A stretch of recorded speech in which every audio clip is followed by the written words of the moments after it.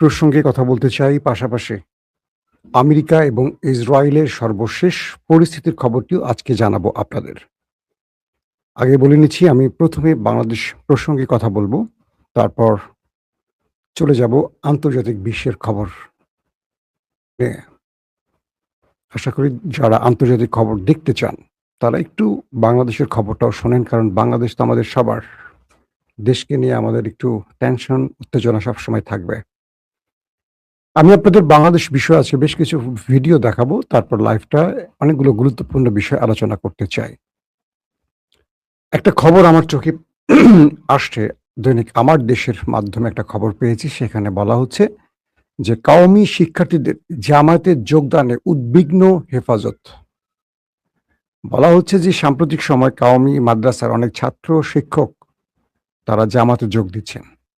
এই বিষয়ে কওমির আলেমরা যথেষ্ট উদ্বিগ্ন আছেন এবং তারা বারবারই এই বিষয়ে জরুরি বৈঠক করছেন কিভাবে জামাতে যোগদান ঠেকানো যায়, এবং তারা অনেক আলেমদের নিয়ে এই ব্যাপারে বারবারই মিটিং করছেন। তো ওই বৈঠকে উপস্থিত একজন বলেন, কওমি ঘরানার আলেমরা জামাত জোটে থাকার কারণে কিছু শিক্ষার্থী দলটিতে যোগদান করেছে, এই বিষয়ে তারা অনেক বেশি পেরেশান আছেন। তবে একটি মজার বিষয় হলো, এই রিপোর্টে আরো বলা হয়েছে যে ভবিষ্যতে এই সংখ্যা আরো বাড়তে পারে, মানে জামাতের যোগদানের সংখ্যাটা বাড়তে পারে, তাই এখনো তারা যে কোনোভাবে সেই সব আলিম এবং শিক্ষার্থীদের নিবৃত্ত করার চেষ্টা করে যাচ্ছেন। তবে বিএনপিতে অনেকে আবার যোগদান করছেন কওমির, সেই বিষয়ে হেফাজতে ইসলামের কোনো মাথা ব্যথা নেই। তারা জানাচ্ছেন যে বিএনপিতে যোগ দিতে পারে, কারণ তাদের এই বিষয়ে কোনো মাথা ব্যথা নেই। কেননা বিএনপি কোনো ধর্মীয় দল নয়। সেখানে কেউ যোগদান করলে আকীদায় কোনো সমস্যা হবে না। কেউ যদি জামাত ইসলামীতে যোগদান করে তাহলে তার আকীদা নষ্ট হয়ে যাবে। তাই জামাতে যোগদানের বিষয়টি অবশ্যই প্রতিহত করতে হবে।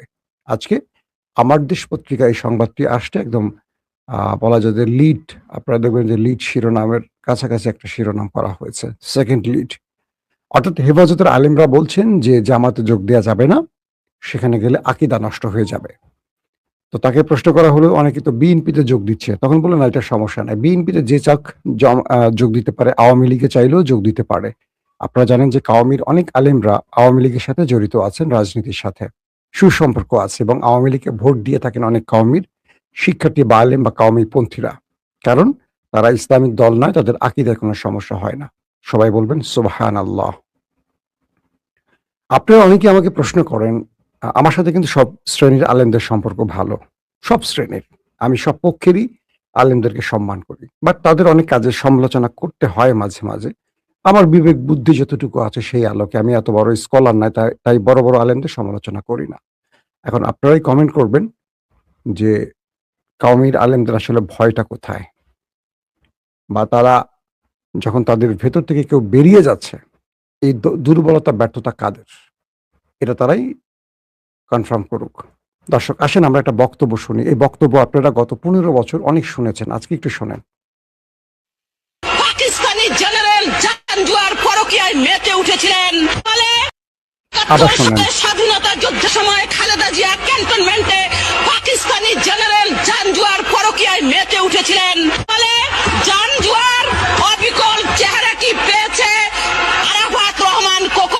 জিয়াউর রহমান 1960 সালে ফুর্তি করতে এসে ফেসে গিয়ে পুতুল রানীকে বিয়ে করেন এবং বিয়ের পর তার নাম রাখা হয় বেগম খালেদা জিয়া। 71 সালে আস্তাগফিরুল্লাহ, আস্তাগফিরুল্লাহ, আস্তাগফিরুল্লাহ। দুজন মানুষকে নিয়ে কথাটা বলেছেন আওয়ামী লীগের এই নেত্রী, সবাই তাকে চেনেন, এমপি ছিলেন, একজন জিয়াউর রহমান আর বেগম খালেদা জিয়া। এবং জাঞ্জুয়ার মতো নাকি আমাদের প্রিয় মরহুম কোকো ভাইয়ের চেহারা হয়েছে। এই কথাগুলো গত 15 বছরে ক্ষমতায় বসে আওয়ামী লীগ প্রতিদিনই চর্চা করেছে বেগম জিয়া পরিবার, তারেক রহমান, জিয়াউর রহমানকে নিয়ে। ইন্টারেস্টিং ব্যাপার, 15-16 বছর শেখ হাসিনা এর চেয়ে জঘন্য ভাষায় খালেদা জিয়াকে কটাক্ষ করেছেন এবং বলেছেন, যখন খালেদা জিয়াকে এক কাপড়ে ঘর থেকে বের করে দেয়া হয়, তখন আমার নিজের মনে আছে, আমার ডিজিএফআই এর অনেক বন্ধুরা জানিয়েছে, অগ্রিম, আমি তখন টেলিভিশনে চাকরি করি, তার বাসায় রিকভারি বোতল মাদক নিয়ে আমাদের ডিজিএফআই দিয়ে আসছিল এবং খালেদা জিয়াকে মদ্যপ বা মাতাল বা অশ্লীল প্রমাণের জন্য খেলাগুলো খেলেছিল। বাংলাদেশের প্রতিটা টেলিভিশন সেই সংবাদ লাইভ সম্প্রচার করে খালেদা জিয়াকে একটা মদ্যপ অশালীন খারাপ মহিলা প্রমাণের চেষ্টা করেছিল। আমি বিশ্বাস করি তারেক রহমানের মা, মানে আমাদের তো তিনি নেত্রী বা মা, তার চেয়ে অনেক অনেক বেশি আপন বা তার হৃদয়ে রক্তক্ষরণ হয়েছে তারেক রহমানের। আওয়ামী লীগের যেসব লোক 15 বছর বিএনপিকে নির্যাতন করেছে, খালেদা জিয়াকে, জিয়াউর রহমানকে, তারেক রহমানদেরকে নিয়ে এই অশালীন মন্তব্য করেছে, জাইমা রহমানের চরিত্র নিয়ে যে ডক্টর মুরাদরা কি নোংরা ভাষায় কথা বলেছে, দেখেন আজকে সেই আওয়ামী লীগ বিএনপির সবচেয়ে আপন মানুষ, এবং এই আওয়ামী লীগকে সাথে নিয়ে এনসিপি জামাতকে পেটাচ্ছে বিএনপির ছাত্রদল যুবদলের ভাইয়েরা। সোশ্যাল মিডিয়াতে নাসিরুদ্দিন পাটোয়ারির বেয়াদবির জন্য তাকে মারা হচ্ছে, যেখানে সেখানে তাকে প্রতিহত করা হচ্ছে, আঘাত করা হচ্ছে। আচ্ছা, এই নাসিরুদ্দিন পাটোয়ারিরা তো বিপ্লব করে বিএনপিকে ক্ষমতায় বসিয়েছে না? ধরলাম তার মুখ খারাপ, আমি জানি তার মুখ খারাপ, আমি একবার পাটোয়ারিকে বলেছিলাম যে ভাই তোমার মুখটা তো খারাপ, মুখটাকে একটু কি বলে জমজমের পানিতে ধুয়ে নিও। আমি তার এই বক্তব্যের পক্ষে না, কিন্তু কিছু জায়গায় আমি বিপক্ষে, সেটা আমি স্পষ্ট করব। যে বক্তব্যটি আপনাদের শোনালাম, একজন গুরুত্বপূর্ণ আওয়ামী লীগের এমপি, এবং তিনি বা এই গোষ্ঠীর প্রতিদিনই এইভাবে বেগম জিয়াদেরকে নিয়ে অশ্লীল কথা বলতেন। ওই তারা কোথায় আছে? তাদের ব্যাপারে বিএনপির কোনো সিদ্ধান্ত আছে? আওয়ামী লীগ নিয়ে বিএনপির কোনো মাথা ব্যথা আছে? নাকি এখন বিএনপি জামাত আর এনসিপিকে নিয়ে মাথা ব্যথা? ছাত্রদলের পোলাপান দেখে ফেসবুকে লিখছে নাসিরুদ্দিনকে পাইলে পিটাবে, আর আওয়ামী লীগকে নিয়ে তারা এখন একসাথে সহবাস করছে, মানে একসাথে বসবাস করছে। ক্ষমতায় থাকা অবস্থায় এই বিএনপি আওয়ামী লীগ দ্বারা এমন কোনো নির্যাতন নাই যেটা হয় নাই। ক্ষমতায় বসে সেই আওয়ামী লীগের চেহারাই বিএনপির মধ্যে ঢুকে গেল অদৃশ্যভাবে। আসেন, বিএনপির সবচেয়ে প্রিয় ভাজন হয়ে গেল নুরু রাশেদরা। আসেন আমরা একটু তাদের কথা শুনে আসি, ভুলে যাবেন না অতীত। কেন কথাগুলো শোনাবো একটু শুনবেন ভালো করে মন দিয়ে। আরেক দল খাওয়ার জন্য রেডি আছে। আওয়ামী লীগ বিএনপির হাতে যদি আবারও ক্ষমতায় থাকে, কিচ্ছু পরিবর্তন হবে না, হবে না। বিএনপির হাতে স্টিয়ারিং ছেড়ে সেটাতে যদি আমরা একমত হই, আবার জেলেও সেই কদু হবে। কথা শুনছেন ভালো করে? বিএনপি আওয়ামী লীগের হাতে দেশ দেওয়া যাবে না, স্টিয়ারিং দেওয়া যাবে না। বিএনপিকে ক্ষমতায় বসালে যেই লাউ সেই কদু, মানে আবার আওয়ামী লীগের মতোই হবে। কে বলছে? আমাদের নুরু। শোনেন আরো। সহজ কথা। এক দল খাইছে, আরেক দল খাওয়ার জন্য রেডি আছে। একদল খাইছে, আরেক দল খাওয়ার জন্য রেডি হয়েছে, অর্থাৎ আওয়ামী লীগ চলে গেছে, এখন বিএনপি খাওয়ার জন্য রেডি আছে। শুনেন ভালো করে। পরিষ্কারভাবে এই প্রশাসন ঠিক না করে, রাষ্ট্র সংস্কার না করে, আগামী 2 বছর আগে কোনো নির্বাচন আমরা চাই না। নির্বাচন আগামী 2 বছর চায় না নুরু। কেন? বিএনপি ক্ষমতা আসতে পারে এই ভয়ে সব সংস্কার এটা সেটা করে নির্বাচনের কথা। দেখেন সেই দলই আবার নুরু গিয়ে এমপি হয়েছে। খেয়াল করেন চরিত্র। আমাদের রাশেদকে একটু শোনেন কি বলে। তারেক রহমানের যে বাস্তবমুখী রাজনীতি, গণমুখী রাজনীতি, এই গণমুখী রাজনীতির ধারে কাছেও নাই বিএনপি। দেশের জনগণ যেমনি ভাবে অভ্যুত্থানের সময় নেমে আসলো না, ঠিক বিএনপির বিরুদ্ধে আরেকটি অভ্যুত্থান করার জন্য নেমে আসে। আমি নিজেই অ্যালাউ করব। আমরা চাই আওয়ামী লীগ বাংলাদেশে ফিরে আসুক, শেখ হাসিনা ফিরে আসুক। শুনছেন আমাদের বর্তমান প্রধানমন্ত্রী তারেক রহমানের রাজনৈতিক সচিব বা রাজনৈতিক উপদেষ্টা বলছেন বিএনপির বিরুদ্ধে যদি আরেকটা গণ অভ্যুত্থান হয় সেটাকে তিনি অ্যালাউ করবেন, তিনি সবার আগে রাজপথে নেমে আসবেন। আবার শোনেন আরেকটু অংশ শুনে আপনাদেরকে। রাজনীতি, এই গণমুখী রাজনীতির ধারে কাছেও নাই বিএনপি। দেশের জনগণ যেমনি ভাবে অভ্যুত্থানের সময় নেমে আসলো না, ঠিক বিএনপির বিরুদ্ধে আরেকটি অভ্যুত্থান করার জন্য নেমে আসে। আমি নিজেই অ্যালাউ করব। আমরা চাই আওয়ামী লীগ বাংলাদেশে ফিরে আসুক, শেখ হাসিনা ফিরে আসুক। শোনেন, শেখ হাসিনা যদি বাংলাদেশে ফিরে আসে, আমি রাশেদ খান বিমানবন্দরে যাব ফুলের তোলা হাতে তাকে রিসিভ করার জন্য। এখন নির্বাচন হয় নাই, 2 বছর আগে কোনো নির্বাচন নাই দেশে। কারণ কি আপনারা মনে করেন কি রাতারাতি নির্বাচন দিলে সব ভালো হয়ে যাবে? পরিবর্তন হয়ে যাবে? আপনার তো কোনো ব্যবসা নাই, বাণিজ্য নাই, সেরকম সোর্স অফ ইনকাম নাই, তবুও এত বড় এই যে সফর দিচ্ছেন, এর অর্থায়ন কে দিচ্ছে আপনার? এই অর্থায়নের সহায়তা তারপর আমার নিজের ব্যবসা বাণিজ্য না থাকলেও আলহামদুলিল্লাহ অনেক ভক্ত বৃন্দ, ভালোবাসার মানুষ তৈরি হয়েছে যারা কোটি কোটি টাকা দেওয়ার জন্য প্রস্তুত আছে। এই দুজন লোক, একজন বর্তমান বিএনপির এমপি আমাদের নুরুল হক নুরু, আরেকজন তারেক রহমানের রাজনৈতিক উপদেষ্টা। তাদের বক্তব্যগুলো শুনছেন। বিএনপি কি দেউলিয়া হওয়ার পথে?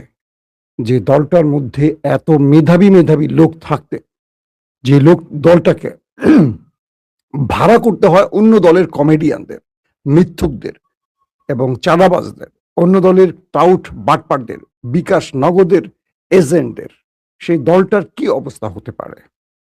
শেখ হাসিনা ইনু মেননদের ভাড়া করেছিল, আপনাদের মনে আছে না? শেখ হাসিনার পরিণতির কথা মনে আছে আপনাদের? বিএনপিতে এত এত মেধাবী লোক, দেশপ্রেমিক লোক আছে, কিন্তু দেখেন এখন টপ ফরম্যাটে কারা আছে? রাশেদের ইশারায় এনসিপিকে নিয়ন্ত্রণ করা হচ্ছে, এটা নাসিরুদ্দিন পাটোয়ারির অভিযোগ। তারেকের মতো পচা জিনিস এখন বিএনপির কাছে গ্রহণযোগ্যতা পাচ্ছে। বেছে বেছে ওই লোক রনিদের মতো অ্যাবনর্মাল লোকদেরকে এখন টকশোতে পাঠাচ্ছে বিএনপি। বিএনপি কি চায় আওয়ামী লীগের মতো তারা সুস্থ থাকুক? আওয়ামী লীগ একদিনে পচে নাই, বিপ্লব একদিনে আসে নাই। মানুষ আওয়ামী লীগকে ঘৃণা করেছে এই বক্তব্যগুলোর জন্য, এই অশ্লীল, মিথ্যুক, নোংরা, অজনপ্রিয়, ক্যারেক্টারলেস ব্যক্তিগুলোকে আওয়ামী লীগ সবসময় টপ বা ক্যামেরার সামনে বসাতো। মানুষের কাছে আওয়ামী লীগ একদিনে এই গণ অভ্যুত্থান সৃষ্টি হয় নাই। বিএনপি সেম, দেখেন বিএনপিতে অনেক মেধাবী লোক আছে। আমরা বিএনপির অনেককে চিনি যারা দীর্ঘদিন কাজ করেছেন তারেক রহমানের সাথে, তাদেরকে সিনে দেখবেন। আপনার সালেহ শিবলিকে কখনো সিনে দেখেছেন? আমরা লন্ডনে এক টিমে কাজ করেছি। তারেক রহমান যখন লন্ডনে ছিলেন, তার রাজনৈতিকভাবে তাকে মিডিয়ার পুরো সাপোর্টটা সালেহ শিবলি দিয়েছেন। কখনো তাকে দেখেছেন ফেসবুকে বড় আগডুম বাগডুম করতে, টেলিভিশনে? সে এখন তারেক রহমানের প্রেস সচিব নাম্বার 1 পজিশন, একেবারে তারেক রহমানের সঙ্গে চুম্বকের মতো থাকেন। তারপরে আছেন আমাদের আতিউর রহমান রুমান ভাই সেকেন্ড, প্রেস সচিব 2। তাদের ফেসবুক স্ট্যাটাস, তাদের বক্তব্য দেখেন তো ভালো করে। মাহাদি আমিন, তারেক রহমানের আরেক উপদেষ্টা, একসঙ্গে কয়েকটা দায়িত্বে আছেন। তার বক্তব্য দেখেছেন কত গোছানো, গঠনমূলক। এদেরকে খুব একটা টকশোতে দেখেন? রাশেদকে, রনিকে ডাকা হয় কেন? এই লোকগুলোকে বিএনপি পাঠাচ্ছে বা এই লোকগুলোকে প্রমোট করছে কেন? তার মানে বিএনপিকে আওয়ামী লীগ বানাতে চায়। আবার মিডিয়াগুলো রাশেদ, রনিদের মতো লোকদেরকে ডাকে।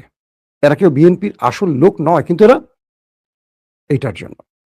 আজকে আপনি রাশেদকে টাকা দেন, নুরুকে টাকা দেন, ও মানে বিএনপির চেয়ে বেশি দেন, চলে আসবে। এরা রাজনীতি করতে আসে টাকার জন্য, পকেটের জন্য। গরিবের সন্তান টাকা মালিক হতে হবে, অল্প সময় ফ্ল্যাট, গাড়ি বাড়ি হয়ে গেছে। আসেন আমরা রাশেদের একটা ভিডিও দেখি, দেখলে বুঝবেন যে এই লোকটাকে বানিয়ে বিএনপির কোনো লাভ হয়েছে কিনা। আসেন একটু দেখি। সর্বসাধারণের পক্ষ থেকে আন্তরিকভাবে অভিনন্দন। প্রধানমন্ত্রীর রাজনৈতিক উপদেষ্টার হয়ে তিনি একটি খেলার পরিদর্শনে গেছেন বা খেলা দেখতে গেছেন। তিনি পেটটা ভাসিয়ে সবাইকে হাত দিয়ে অভিনন্দন দিচ্ছেন, কিন্তু কোনো লোক তাকে সাপোর্ট দিয়ে হাতটাও তুলছে না। এর চেয়ে নির্লজ্জ, লজ্জাজনক দৃশ্য হতে পারে? তিনি বুঝাচ্ছেন তিনি তারেক রহমান হয়ে গেছেন, হাত দিয়ে জনগণকে বোঝাচ্ছেন এইভাবে। আর জনগণ তার দিকে তাকাচ্ছেও না, তার হাতে সাড়াও দিচ্ছে না। দেখেন ভিডিওটা, আরেকটু দেখেন। প্রার্থী ছিলেন জনাব মোহাম্মদ রাশেদ খান, তিনি খেলোয়াড়দের মাঝে কৌশল বিনিময়। এসব দিলদার টেলিসামারদের দিয়ে বিএনপির যে কি হবে আল্লাহ ভালো করছেন। খুব আফসোসের সাথে বলতে হচ্ছে, এসব দিলদার মিলদার দিয়ে বিএনপি তার কোন লাভটা ঘরে তুলবে আমার জানা নাই। আমার কাছে মনে হচ্ছে ওবায়দুল কাদের যে কথাগুলো বলতেন, এগুলো আবার বিএনপি শোনা উচিত। খালি দৌড়াচ্ছে হরতাল ঘোষণার জন্য, তারপর দৌড়। ওই যে এই ঢাকা বিদ্যুৎ আর পানির দাবিতে মনে আছে সালাউদ্দিনের দৌড়? এই দৌড় আমির খসরু কোথা? দুদিন পরে পাওয়া গেল, গয়েশ্বর বাবু ডিবি অফিসে গিয়ে কোরাল মাছ খাই। একটা বিষয় বুঝলেন, ক্ষমতা আসলে সব ওবায়দুল কাদের হয়ে যায়। কথা টোন শুনছেন কিভাবে? স্ল্যাশ, ঘৃণা, টিপ্পনি, অহংকার হলো আল্লাহর গায়ের চাদর। যারা সেটা ভুলে যান তাদের পরিণতি আওয়ামী লীগের মতো হবে। আমি জনাব তারেক রহমানকে বলবো, আপনার এই যে বক্তব্যটা এখন শোনাবো, এটা বাস্তবায়ন করেন। আপনাকে যারা পেছন থেকে টান দিয়ে নামাতে চায় বা যারা বিএনপিকে ধ্বংস করতে চায়, তারা আপনাকে কি পরামর্শ দেয় জানি না, আপনি আপনার এই ওয়াদাটা বাস্তবায়ন করেন। আসেন আমরা একবার শুনি তারেক রহমান কি বলছে। হাজারো মানুষের সামনে দাঁড়িয়ে এই মিডিয়ার সামনে পরিষ্কার ভাবে আমি আবারও বলে দিতে চাই, সংসদের দক্ষিণ প্লাজায় দাঁড়িয়ে বাংলাদেশ জাতীয়তাবাদী দল যে জুলাই সনদে সই করে এসেছে, সেই জুলাই সনদের প্রত্যেকটি শব্দ, প্রত্যেকটি অক্ষর আমরা ইনশাআল্লাহ এক এক করে বাস্তবায়ন করব। তারেক রহমানের এই বক্তব্যটি আশা করি সবাই শুনেছেন, দেখেছেন আগেও, এবং আমরা বিশ্বাস করি তারেক রহমান এই বিশ্বাসী রাজনীতি করেন, পরিবর্তন চান। কিন্তু কেন যেন মনে হয় তাকে তার স্বপ্ন, ড্রিম প্রজেক্ট বাস্তবায়ন করতে দিচ্ছে না কে বা কারা, এটা আমার বিশ্বাস। আজকে এনসিপি নাসিরউদ্দিন পাটোয়ারি যদি বেয়াদব হয়, তাহলে আওয়ামী লীগের লোকগুলো 16 বছর যা করেছে, 16 বছরে তাদেরকে কি বলবে?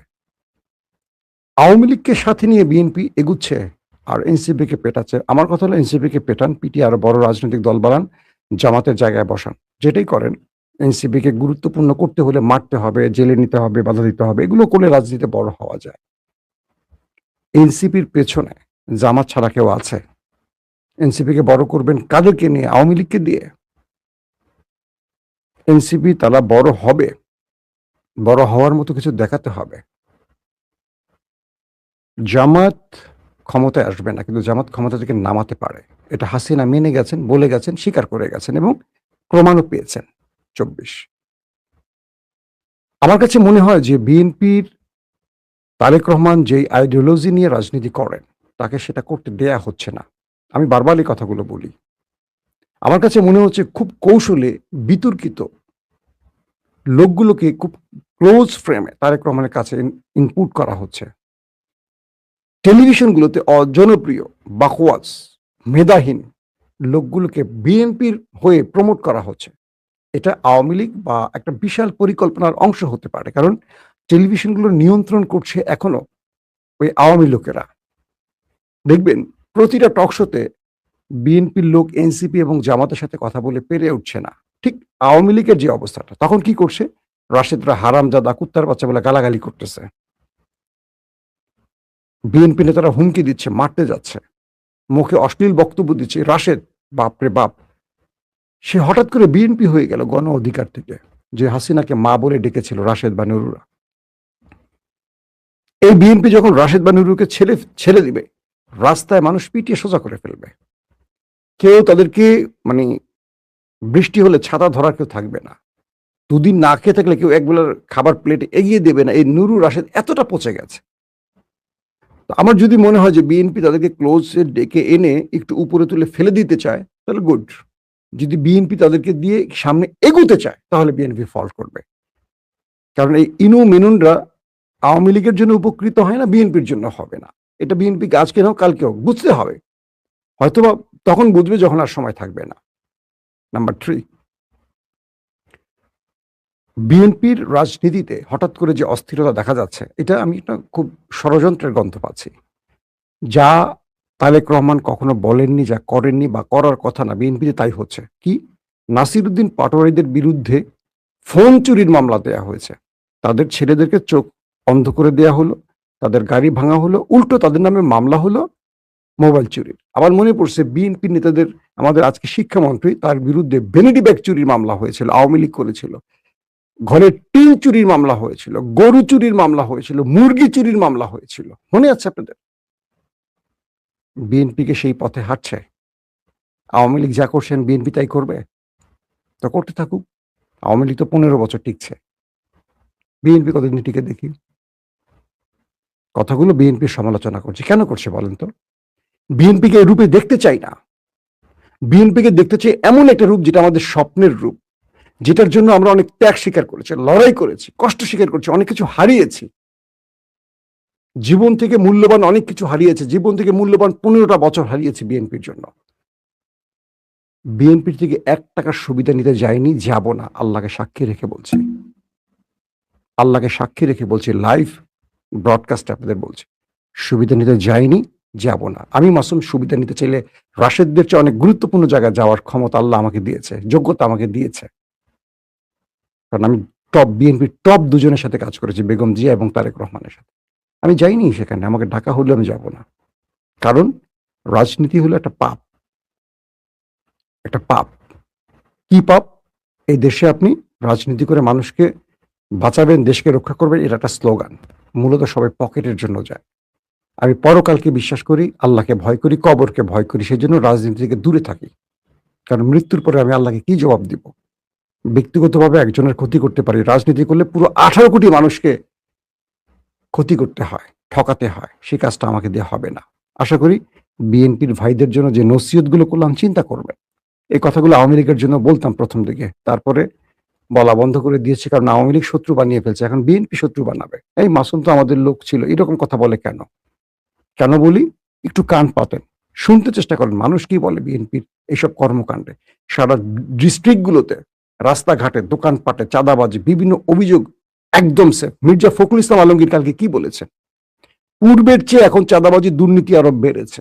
এই রাষ্ট্রের কিচ্ছু পরিবর্তন হয় না একমাত্র তারেক রহমান ছাড়া। কে বলছেন? মির্জা ফখরুল ইসলাম আলমগীর, দলটির মহাসচিব, এলজিআরডি মন্ত্রী।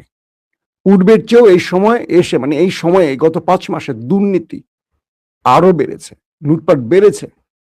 কেউ সঠিক পথে হাঁটছে না, বরং একমাত্র তারেক রহমানই চাচ্ছেন পরিবর্তন, আর কেউ পরিবর্তন হয়নি। মির্জা ফখরুল ইসলাম বলেছেন এই কথাটি, আমার বক্তব্য না। আশা করি বুঝতে পেরেছেন। আসেন ইরানের কিছু গুরুত্বপূর্ণ খবর দেয়। ইরান একটা বড় ফরম্যাট এখন লড়াই শুরু করে দিয়েছে। সেটা কি?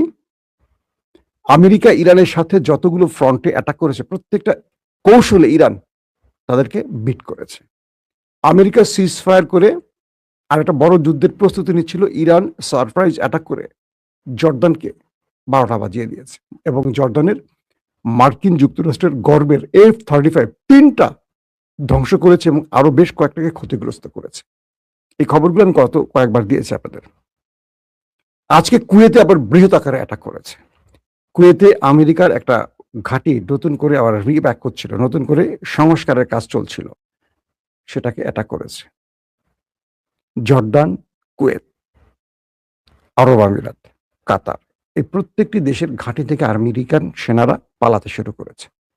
বলা হচ্ছে যে আরব আমিরাতের একটি বৃহৎ ঘাঁটি থেকে মার্কিন যুদ্ধ বিমানগুলোকে সরিয়ে নেওয়া হয়েছে এবং সেই ঘাঁটি খালি করে ফেলেছে। কাতারের আল উদেইদ সবচেয়ে বড় বিমান ঘাঁটি খালি করে ফেলেছে। আমেরিকা ইউরোপ থেকে যে অস্ত্রগুলো, প্রতিরক্ষা ব্যবস্থাগুলো, যুদ্ধ বিমানগুলো এনেছে, ইরান টার্গেট করে সেগুলোকে ধ্বংস করে ফেলেছে। এখন আরব সবাই ছুটে গেছে চীন, রাশিয়ার কাছে, ইরানের হাত থেকে আমাদের বাঁচাও। অন্যদিকে লোহিত সাগরে হুতিদের ধোলাই খেয়ে সৌদি আরব এবার ইয়েমেনে স্থল বাহিনী পাঠিয়ে একটা যুদ্ধের পরিকল্পনা করছে। ইয়েমেন বলছে তোমাদেরকে আমরা স্বাগত জানাই, আসো, ঠিক প্যাকেট করে পাঠিয়ে দেব। পাশাপাশি ইরানের যিনি খাতামাল আম্বিয়া গ্রুপের প্রধান, ইরানের খাতামাল আম্বিয়া কেন্দ্রীয় সদর দপ্তরের শীর্ষ কমান্ডার বলেছেন যে এই অঞ্চলে কফিন তাদের সামরিক সরঞ্জামের অবিচ্ছেদ্য অংশ হয়ে যাচ্ছে।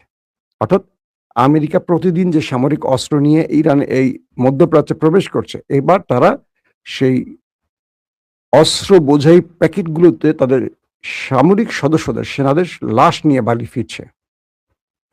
তিনি বলছেন যে আমেরিকা যে ভুল করেছে, ইরান সেই ভুলটি করবে না। বলছেন যে আমেরিকানরা এবং তাদের ভাড়াটে সৈন্যরা আজ অভ্যন্তরে গভীরে উপলব্ধি করছে যে এই অঞ্চলে তাদের কফিনগুলো তাদের সরঞ্জামের অংশ হয়ে গেছে। এবং তিনি বলছেন যে সেই বয়োজ্যেষ্ঠ পথ প্রদর্শক আয়াতুল্লাহ আলীর কথা, খমেনির কথা বলছেন, তিনি যেই সুযোগটুকু দিয়েছিলেন বা ইরান আমেরিকাকে যেই এক্সিট রুটটা দিয়েছিল সেটা তিনি বেছে নেননি, বরং তিনি হত্যাযজ্ঞে মেতে উঠেছিলেন। মানে ট্রাম্প তার মাসুল এখন দিচ্ছে। পাশাপাশি তিনি বলছেন ইরানের সশস্ত্র বাহিনীর সমন্বয়ে দায়িত্বে থাকা সর্বোচ্চ অপারেশন কমান্ড ইউনিটের প্রধান, তিনি ওয়াশিংটন এবং জায়নবাদী আঞ্চলিক সহযোগীদের যে কোনো ধরনের ভুল অ্যাডভেঞ্চার ব্যর্থ করে দেবেন।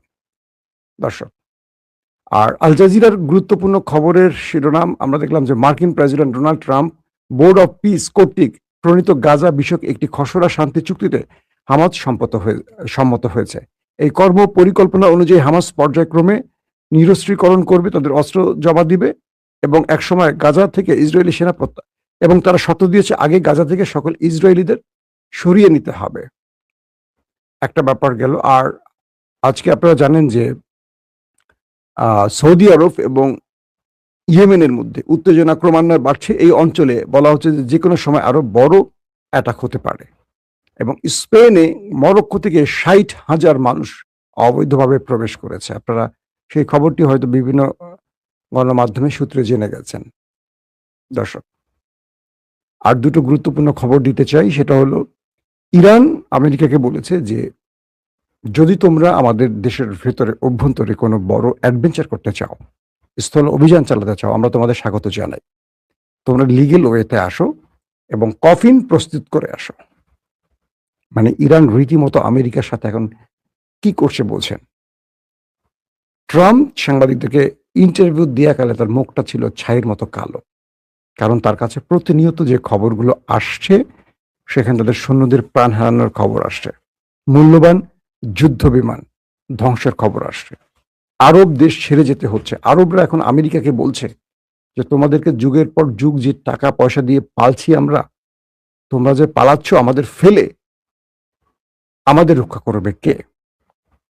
আমেরিকা বলছে যে তোমাদেরকে রক্ষা করতে গিয়ে তো আমরাই শেষ হয়ে যাচ্ছি, আমার প্রতিরক্ষা ব্যবস্থা ধ্বংস হয়ে যাচ্ছে, আমার সেনাবাহিনীর সদস্যদেরকে মেরে ফেলতেছে ইরান, তোমরা তো আমাদের সাথে এই যুদ্ধে আসছো না, ইউরোপ আসছে না, ন্যাটো আসছে না, কি করব একা?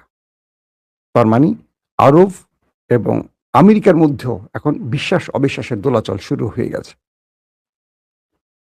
হুতিরা বলছে যদি সৌদি আরব স্থল অভিযান শুরু করে, এটা হবে সৌদি আরবের রাজ পরিবারের পতনের মূল কারণ।